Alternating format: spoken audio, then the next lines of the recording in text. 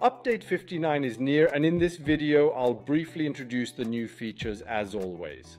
Update 57 has brought significant preparation for the release of MetaQuest 3, avatars with legs, and innovations in Horizon Home. And now we can be curious to see how Update 59 brings MetaQuest 3, 2, and Pro up to date.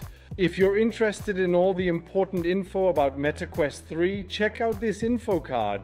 There you'll find reviews of functions, tips, tricks, and tutorials to enhance your MetaQuest. But that's no reason to turn off, because I will link you this playlist again at the end of the video so that you can first take a look at the new features of version 59 in peace before you can then dive into the other videos. Thumbs up and comments help me a lot, as videos with many thumbs up and comments are suggested to more people. Crucial now, as virtual reality can become more well known through MetaQuest 3. And now I wish you a lot of fun with my video about Update 59 of the MetaQuest firmware.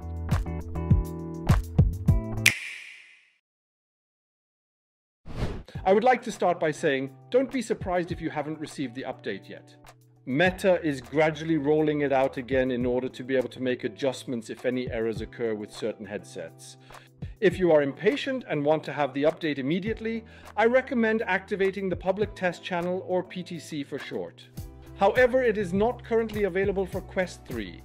But if you have a Quest 2 or a Quest Pro, you can activate the PTC, and this PTC will also be open for the Quest 3 soon. You can enable the public test channel if your phone is connected to the same Wi-Fi as your MetaQuest device. Then open your MetaQuest application on your phone, select the connected headset, then go to Headset Settings, Advanced Settings, and then switch the switch to Public Test Channel. If you play VR besides the PC and want to activate the public test channel there, you go to the Meta software, then to Settings, then to Beta, and there you now also have the PTC, which you can switch on. If you're into PC VR with MetaQuest 3, I can recommend this video to you. Here you get a short and simple tutorial on AirLink and how you can play wireless PC VR with your MetaQuest.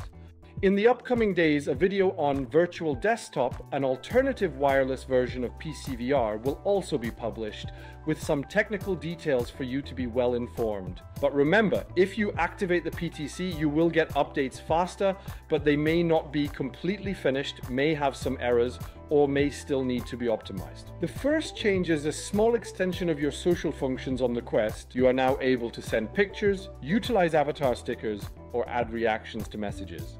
This is a pretty good thing to spice up your chats in the headset or in the MetaQuest app a bit. A small fine innovation, but really nothing earth-shattering. For all content creators among you, or for all those who simply like to stream on YouTube or Facebook, Meta has finally heard your long prayers. Although you still cannot stream directly to this platform, at least with Update 59, there will be the possibility to display the YouTube live chat in the MetaQuest. You can currently stream with the variant only on the Chrome browser, so still a very limited option. But in this way, for example, you can directly understand what has just been written and do not have to take off the headset for it.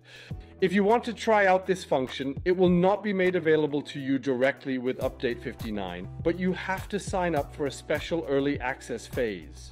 I will provide you with the link to register in the video description. Do you want to dive together in games such as Population 1 or just chill in the rec room?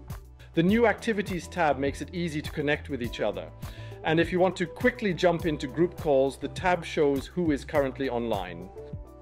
A function that is certainly important and beneficial for many newcomers and many people who are looking for contacts in virtual reality. But in and of itself, it is a small change that should not be overestimated, I think. If you are also looking for gaming partners in virtual reality, then take a look at the ZockStube Discord. There are currently nearly 5,000 Quest owners who are also looking for a multiplayer game.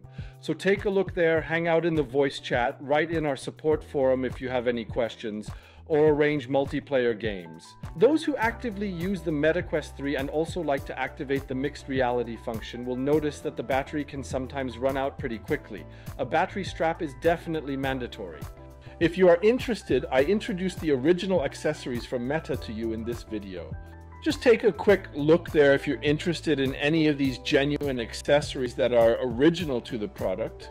However, To save battery power from home with the Meta Quest 3, the Quest 3 offers an extended battery function. You can now determine if you prefer to play for a longer duration or have the highest quality graphics. You can easily modify this function in your settings, and from my perspective, it is a good approach to prioritize whether you prefer to have high-end standalone graphics at present or simply desire to have a longer battery life. Meta has expanded parental supervision in the MetaQuest app. Soon you will also be able to set daily time limits and breaks for children in the mobile app.